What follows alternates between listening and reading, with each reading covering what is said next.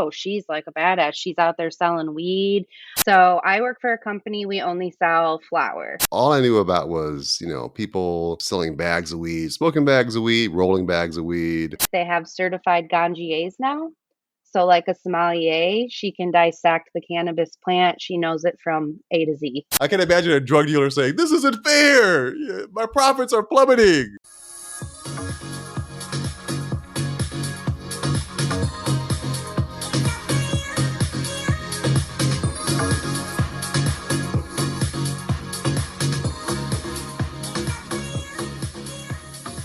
Welcome to another great episode of the Dre and Smiley Podcast. Dre, I am super stoked to have on our podcast today, Andrea Doyle. Andrea is a champion community builder, social butterfly, dangerously soft-hearted creative who empathy is her superpower. Cat mom. As an influential player in the recreational cannabis scene since 2019, she has developed national sales operations and strategies, grown a vast cannabis community, and has continually provided outstanding customer service to various dispensaries throughout the state of Michigan and beyond. She is an experienced sales manager that continues to create long lasting relationships with cannabis operators and consumers nationwide. She has a deep understanding of the cannabis community and the women that are a part of it. She is currently committed to building a safe and comfortable consumption lounge for everyone, but especially for groups that the industry has marginalized. That's fascinating. Can you please, Andrea, tell us? I mean, 2019. I'm in Tampa, Florida, and cannabis. I see the dispensaries, the CBD shops. Please, just tell us about you and tell us how you got into the cannabis. Yeah, that is a big one. So I found like I've always had a love for cannabis since I was in like my 20s. And then I started using it for medicinal purposes. And I was like, oh my God, I have to get in this industry. It's changed my life. I want to help other people. So I basically was applying for every single job I could find. I got in as an executive assistant for a cannabis company that is a multi state operator. So they were in Oregon, Michigan, and then I helped them open Massachusetts and Missouri. So all the laws there are kind of different and wild. Um, Worked my way up through that. It became super corporate, which wasn't why I got into cannabis. Um, so I took a step out. I'm working for like a small craft grow now. I travel all over the state of Michigan just selling weed to dispensaries. But the legalities of it are crazy. Michigan is unlike any other market. We have, I want to say now, over 800 dispensaries. We have a strong legacy market. So the rules are changing every single day. One question before I turn it over to Andre is, can you define the gummies versus the weed versus the candies versus, is it all the same because of the THC content is what the deciding factor, or do you treat the actual weed part of it different than the candy part of it? It is different. So I work for a company, we only sell flower. So we're growing that in house. We put out about 300 pounds a month. We put that into pre rolls and like pre packed eighths. Um, in order to do gummies, you have to have an entire production line set up.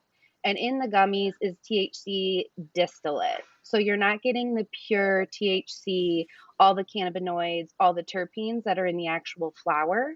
So unless you're getting a live rosin gummy, those are actually infused with like a full spectrum of the cannabis plant. Where if you're getting just like the regular gummies on the shelf that are like $10, those are distillate. They're not going to have the same effects as flower would. So, cannabis. So, Andrea, I have 101 questions. I'll try. Okay. I'll try to prioritize them.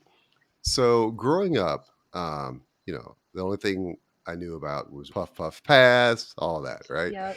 So, cannabis. How is it? How? What is cannabis? Let's start there. What is cannabis exactly? Like as a plant? Yeah, I mean, I'm completely ignorant to it. Again, all I knew about was, people, selling bags of weed, smoking bags of weed, rolling bags of weed. Yeah. Yeah. So cannabis is like the actual plant, the official name. You've got a couple different options right now on how to break it down. There's sativa, which is going to be more of an uplifting strain, hybrid, which is going to be a balanced strain right in the middle, and indica, which is going to be a heavier strain that will relax you, give you the munchies, that kind of stuff. Ah, Um, but there's like a deeper level to it scientifically. Um, I should pass you along my friend Elizabeth. They have certified ganjiers now. So, like a wow. sommelier, she can dissect the cannabis plant. She knows it from A to Z. Hmm. Um, so it's wild, all the science that is coming out. Hmm. Another big part of the cannabis plant is CBD is coming from that. CBG, CBN. There's a ton of cannabinoids, and each one of those has a very specific purpose. So Hmm. CBD can also help with like your inflammation. Hmm. CBN can help you go to sleep, certain things like that. And then there's another level that is the terpenes. So terpenes are found in every single plant. Hmm. So like limonene is found in lemons, but it's also found in the cannabis plant. And Okay. those certain terpenes will give you certain effects as well. So with the THC, all the other cannabinoids combined, and the terpenes, that's when you start to realize, okay, this cannabis plant is good for my endocannabinoid system. So Uh, it's not going to be the same for everybody. And I think that's just a plant medicine experience, like each their own. But that's the gist of it. okay. Yeah, that helps quite a bit because again, I Okay. had no idea. I'm sure our listeners are a number of them are probably in the same place I'm in terms of what is cannabis. I've heard of all these different types of ways it's been consumed, gummies, brownies, smoking it, et cetera, et cetera. So let's get into that. So in terms of consumption of cannabis, right? Hmm. So there's what are the different ways it can be consumed? And then I have a follow-up question to that. Yeah. Basic way is going to be flour. If you're going into a dispensary, you can buy it as a pre roll, which is not going to be your freshest option. You can buy it in like a pre-packed bag, or you can buy it bulk. Um, that depends on your state laws and what state you're in. Hmm. There's cartridges if you're into smoking batteries and vapes. Hmm. There's gummies, there's chocolates, there's infused popcorn, there's pretzels, all the good snacks. I had infused Cheez-Its last week. Um, there's tinctures, which are more of a concentrated form. There's RSO, that's super helpful for cancer patients. Um, if you go into a dispensary, once again, depending on what state and where you're at in the process, you can find almost any way to consume. There's also my favorite way is concentrates, where they extract directly from the plant. So if you'll see like wax, butters, they come in little containers and you can dab those at like a higher temp. But that's more for the very experienced user. Interesting. Yeah, this whole Mhm. conversation, I have to admit, I feel like I'm in the era of prohibition. Everyone's like secretly in Yes, the back rooms drinking yes, alcohol, and we're now talking about the different types of alcohol, how easy it is to consume, etc. So, yes, so what area have you found? Because you've been in the industry for a while. It sounds like. What yes. area is the most profitable? Is it growing? Is it selling? That depends on how you're operating. So within the industry, there's kind of a small divide right now. So there's MSOs, which are the big corporate multi-state operators, and then you have your smaller legacy mom and pops, those who have been doing it since the legacy days and have finally transitioned over. Okay. Um, I've found that a lot of the bigger corporate ones, they can pump out a lot of cannabis, but it's not exactly quality. So it depends on how they sell that. Um, Everyone got into cannabis in Michigan like 5 years ago, thinking it was going to be a gold rush. We were selling bulk pounds at 4,000 a pound. Now we're Wow. selling them for 1,200. because the market got oversaturated and crashed. So Mhm. if I personally, because I'm in dispos all day, I think the small mom and pop dispo shops are the ones killing it right now. The customer service is winning out at the end. Okay, and they're killing it because primarily because of their customer service, or is it Yeah, also because so of the product? They have a better that product. too. They have a better product usually. They have more connections from like the caregiver days.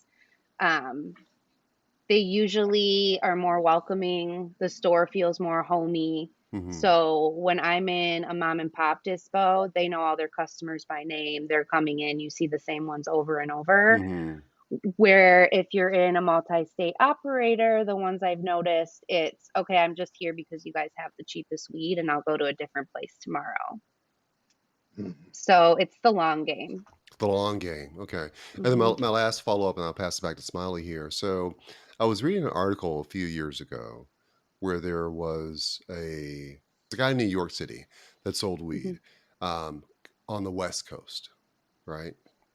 And he had a thriving business, right? Because it was illegal there. So he'd sell Hmm. it and he'd package it and send it over there. He was crushing it. It started to become legal. Everything was getting legalized. So his sales obviously plummeted. Hmm. So I don't know if you have a finger on the pulse of what's happening in the streets of Michigan, but is there a conflict that's taking place? And are there, I mean, it's hard to imagine. Big So time. talk to me about that. Talk to me about that. I mean, Yeah. what does that look like? Because, I can imagine a drug dealer saying, this isn't fair. My profits are Yeah. plummeting. But talk to me Yes. about it. Uh-oh. Talk to me about that. It's very interesting. And it's awkward, honestly, for me. Like, I'm a white woman. The war on drugs did not affect me. It affected a lot Mhm. of other people, and now I'm allowed to work in this. So that is always the underlying tension, I think, is a big part of it. So the legacy market has slowly kind of phased out because when states open, you always start as medical. People feel more comfortable with that. Mm-hmm. Um, so even then, the legacy that are licensed caregivers are still doing a pretty decent living. And then as Mm-hmm. soon as it goes rec and you have those dispos that can offer it at a much lower price and you can just drive down the road and get it, Mm-hmm. that has started happening. So Mm. it is hard because the legacy people can't charge the same prices as the people that are backed by millionaires. So they're being pushed out and there's not much they can do about it. So there's Mm. just this underlying frustration between everyone here. And there's also the other side where the MSOs, these big guys, are like, well, you don't have professional experience. You can't run, you don't know, you don't have a CPA, you don't have a marketing department, you don't have this.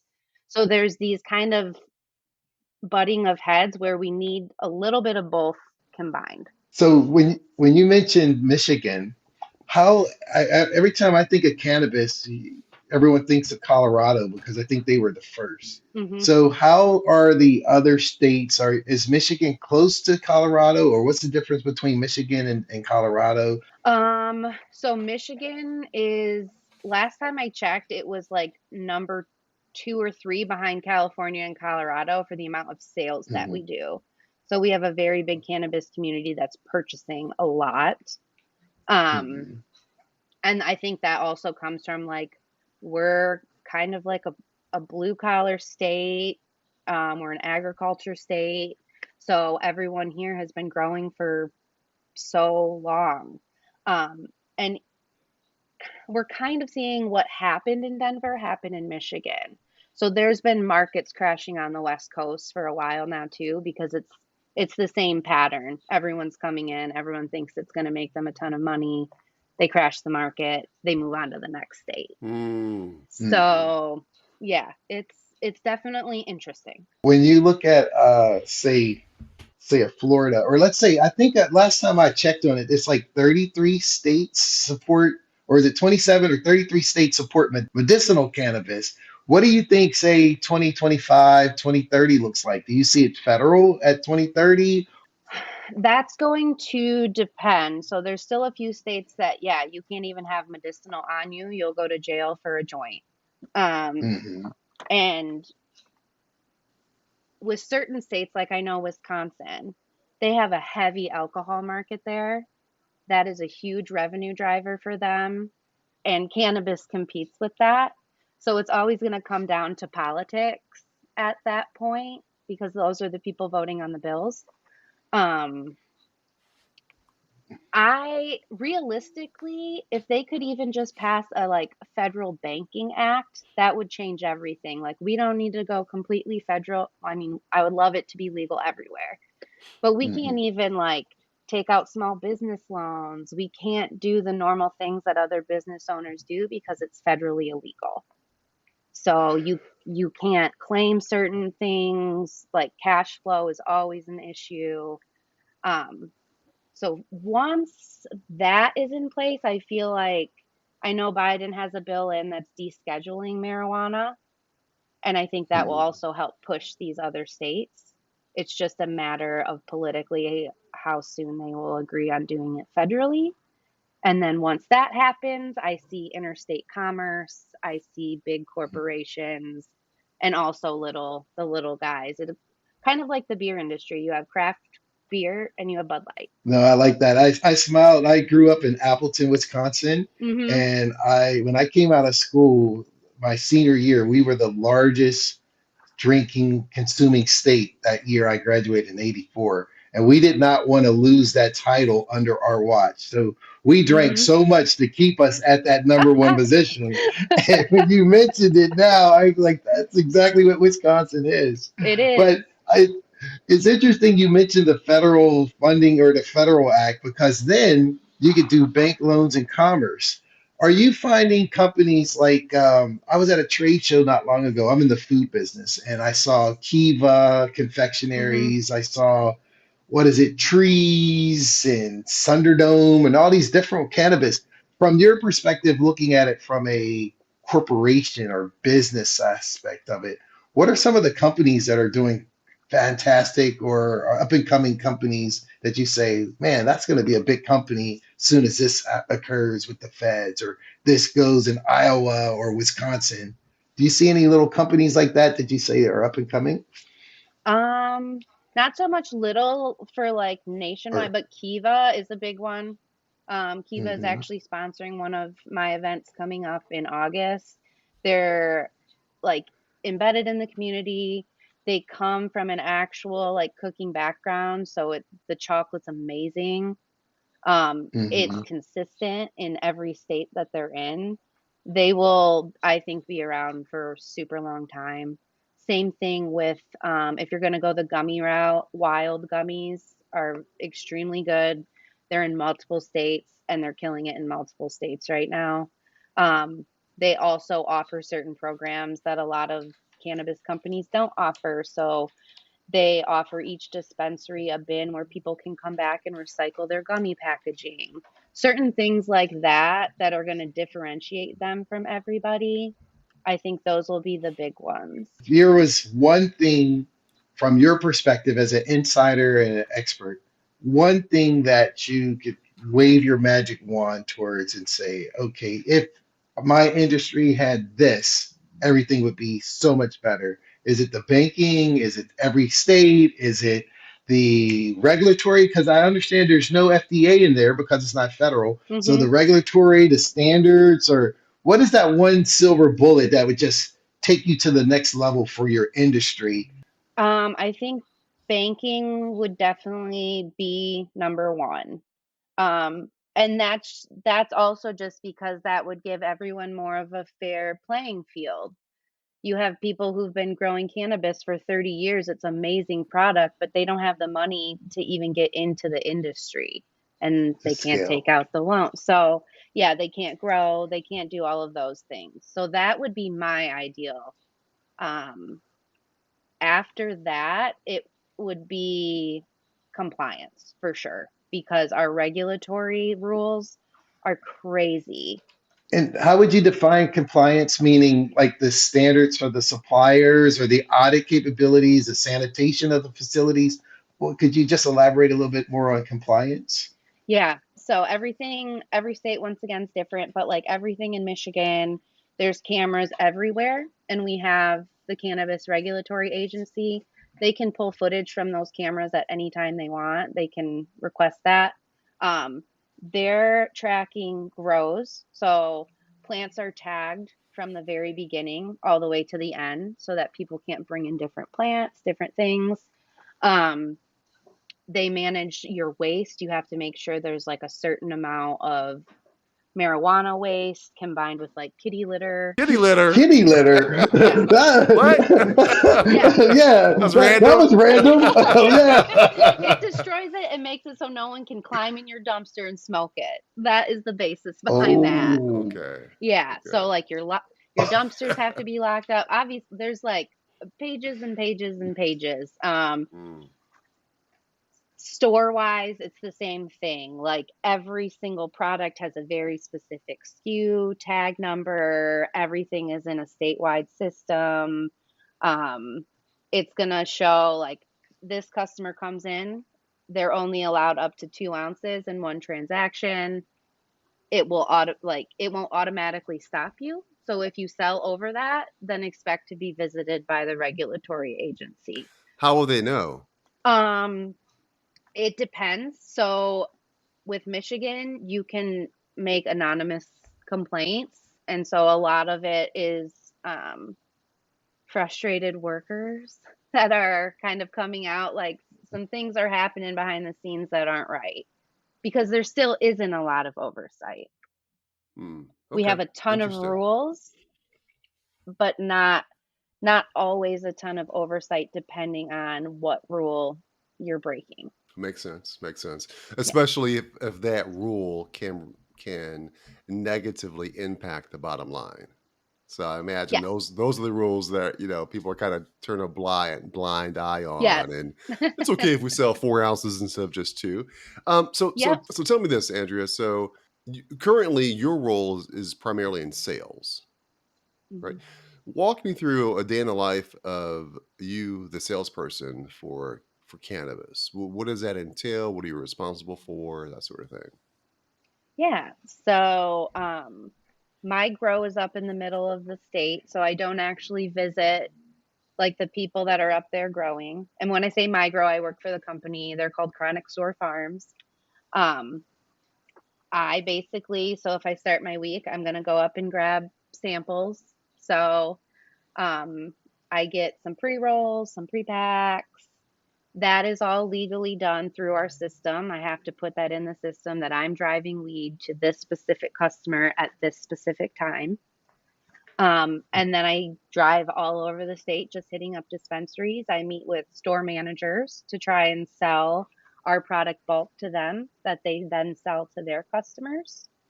I meet with corporate buyers if they're buying for 15 stores at once. And I'm basically just selling weed all day. That is literally my job, is to drive around, sell weed, keep track of my relationships because relationship and community is huge in this industry. I can Um, imagine.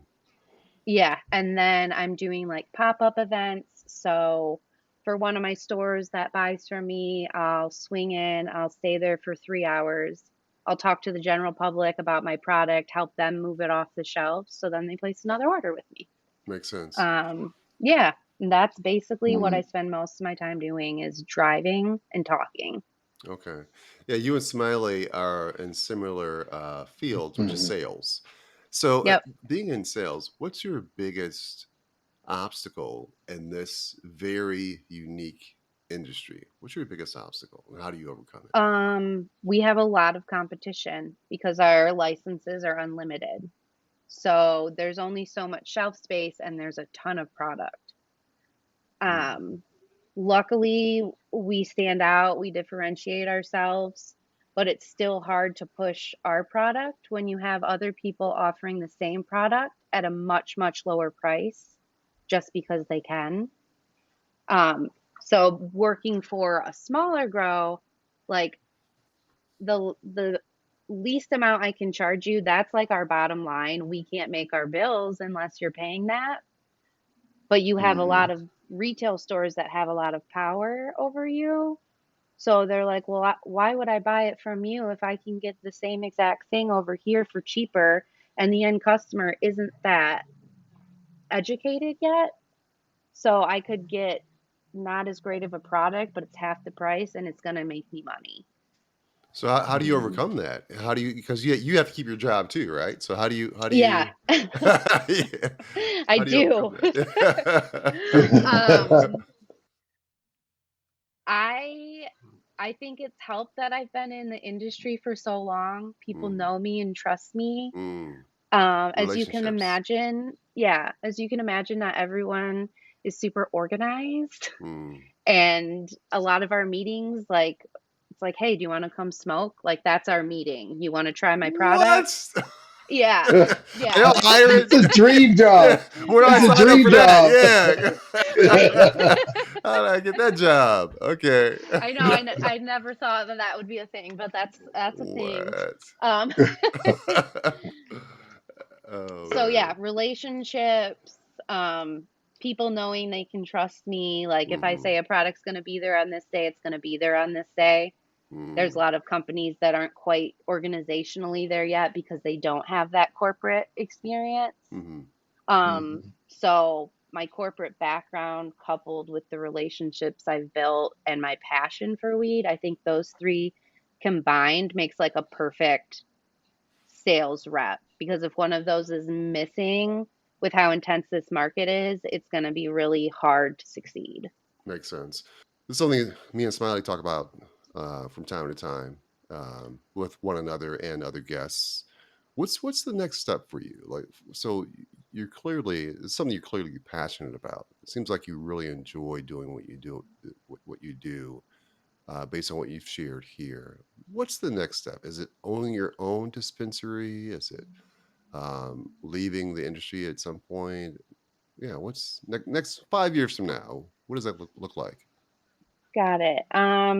I don't think I could ever leave this industry. It would be very hard for me to go back to sitting in a cubicle. And having to pay for weed. Having to pay for weed, like I cannot imagine. I cannot. I save a lot of money I bet, technically I working bet. in weed. Especially when you're doing sales calls. Yes. Yes, exactly. Um, but yeah, next 5 years, I'm currently, when I'm not working my day job, I'm working on opening the first female-owned consumption lounge in Michigan. So I have a business partner that's also been in the cannabis industry for quite some time. But we also have a strong background in event planning and hosting experiences. So our whole mission is we're going to open this kind of community and event space where we can have cannabis cooking classes, classes for women on how to get into cannabis for those that aren't quite sure about it. Basically, a community resource where you also be like, you can smoke weed in there, or I can take work meetings in there. I don't have to smoke with buyers in my car. We have all Mhm. these dispensaries and we have nowhere to smoke legally except alone at home on our couch. Oh wow. So like there is a social community aspect that I think people are missing out on because I like smoking with my friends Yeah. and sometimes I can't do that at my house. When you described that, what came to my mind is a cigar bar. Yep, So is it similar? Do you need a special license for that, like a liquor license or a weed license? And yep, that's exactly what it is, huh? yep. And Wow. some states haven't even opted in for the consumption lounge yet. That's like I think too far for them right now. We have Mhm. two in Michigan. Um, they're not quite where like I would go with it. So we have like a whole location where the community would use it for sure. Um, and I think people are scared. Like the license fee for it is super small compared to a grow or a retail, but they don't see the dollar signs because it's not plant touching. Mm. So it's Right. been very hard for us to try and find like investors or people who believe in our mission because they're like, well, how are you going to make money? And it's like, well, we have a whole community calendar, we have classes, we have private events, we host dispensary days. Like, there are creative ways, and also it's not always about making $1 million. And investors don't like They don't that. like They that. They don't don't like like the that. investors. No, no. Investors don't want to hear They don't that. invest because it makes you feel good. No, that's not what Yeah. Yeah. investing is. If you had a lounge like that, could you sell in that lounge? You couldn't sell, could you? No. Okay. So, but also we know rules change in cannabis every day. So at Mhm, some point, like California, you can have it with a cafe with mhm, food, mhm, depending on how far along you are in the market. But we mhm. cannot sell actual THC product. Today. We can partner with neighboring dispensaries to deliver to us, or people are allowed to bring in their own. Wow, that's clever. You know, I was driving down the street yesterday, literally last night, and I saw the doggy park, and it had the most dogs. And I'm in Tampa, and we got doggy parks everywhere, but you usually have one or three dogs. This thing had about 25 dogs over there.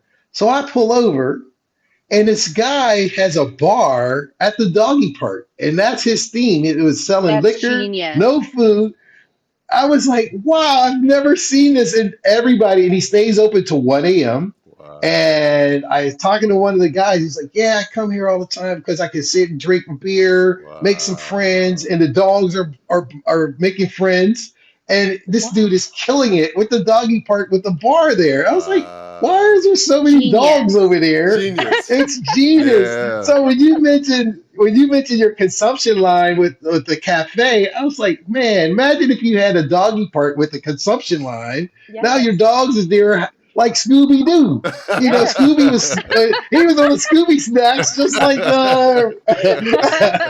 Yes. well, one thing I want to circle back to the business just a little bit. When you mentioned the growers and what is the infrastructure? Do you find that your cannabis, let's say your companies, when you go to the farms, are they paper? Are they systems? Are they spreadsheets? How do you keep track of all the rules and all of the tracking of the plant to the dispensary to the consumer? How's it automated? It's a lot of spreadsheets, and certain systems. So there are a lot of tech companies that have come out that are trying to make cannabis more organized. So we do have like normal CRM systems. You can track what plant is going to which customer with the C of A. So Mm-hmm. everything can be tracked digitally. It just depends on which company you're working for. But I know in like 2019, we were all working out of 500 spreadsheets. Wow. Yeah, Okay. there was so Man. many spreadsheets. That's so if let's assume before Michigan went legal, was the farmer growing something else like berries or sugar grains or just a empty lot or he was the legacy A lot of and then he them, became yeah, a lot of them are legacy. Yep. okay. And then even some of the more corporate companies, they will hire from the legacy market, because Okay. Okay. growing is obviously a very special skill that not everyone Mhm. has. Yeah. Yeah.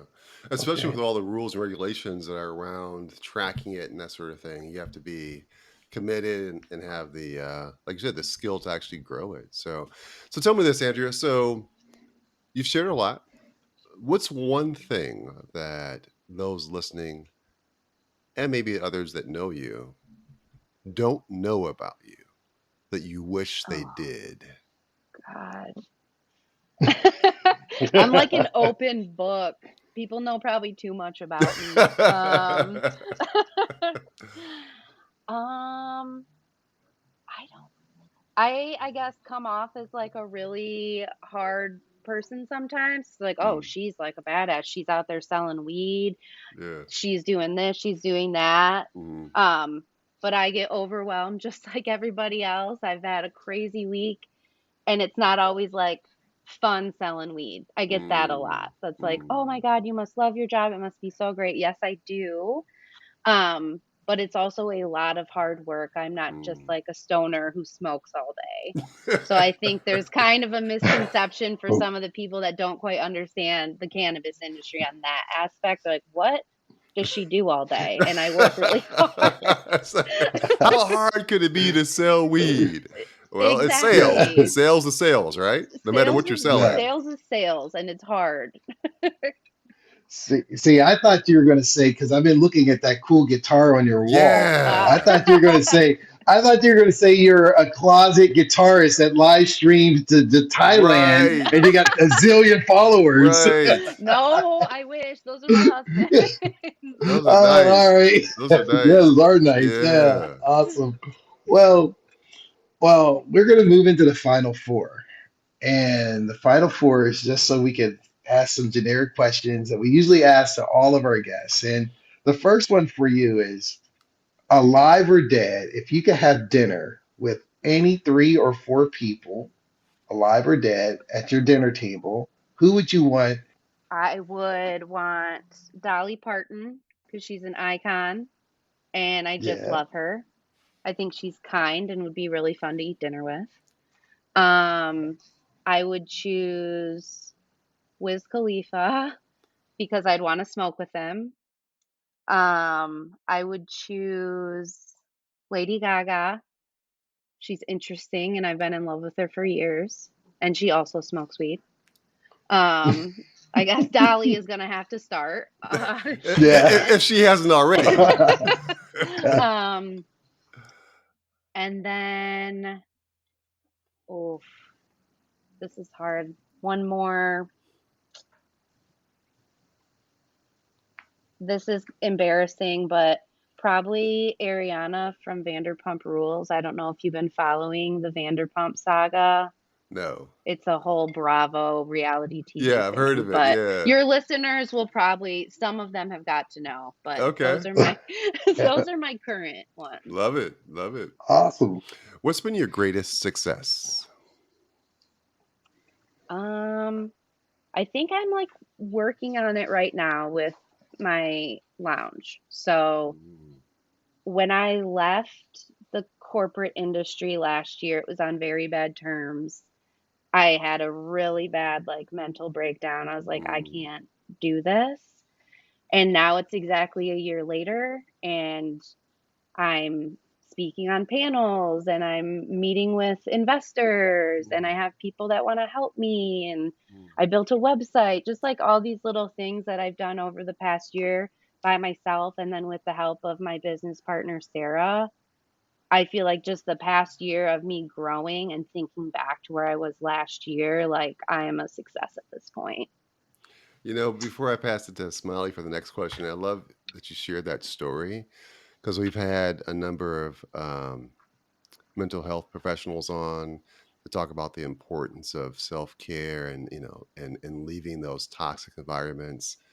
We had someone else on who her mission is to help women realize their self-value, the self-worth, right? And That's leave those, huge. yeah, and leave those toxic environments. And once they do, it's like, the sky is open, Yes. and the opportunities are limitless. So I'm glad you shared that Yes. story because it aligns with everything we've heard from many others. So go ahead, Smiley. Awesome. Yeah. And you're the first one out of, I think we're up to 85 podcasts, and you're the first one who I wouldn't say hijack the third question. I'll tell you what the third question is. We usually say, what is your superpower? What is something? And you in your description says, dangerously soft-hearted, creative, whose empathy is her superpower. So that means we have to course correct and come up with another question as to your superpower is your empathy. What would you say would be your biggest dream? My biggest dream. If money was no option, whether it's in the cannabis world Okay. or saving you, just money was no option. You got a genie that gave you $1 trillion. What would you do with it and why? I think $1 trillion could probably house a lot of people. So I would probably do I'd probably build a bunch of homes with it. That would be like my biggest dream to like, because my empathy is my superpower, it can also be my Mhm. kryptonite. Yeah. So Yeah. it's very hard for me to walk around this planet sometimes and be like, there's people that don't have homes, there's people who can't eat. Like, how awesome would that be if we all had the same opportunities? Mm, Because I feel like sometimes half of my sadness is coming from other people. mm, That's fair. And if we were all just like happy, smoking weed together, had a place to live, had something to eat, like my life would be gold. Awesome. love it. Love it. Love it. So let's say you were to write a book about your life. What would the title be? I've thought about doing this because everyone I talk to is like, you need to write a book. People would read what it's like to work in cannabis.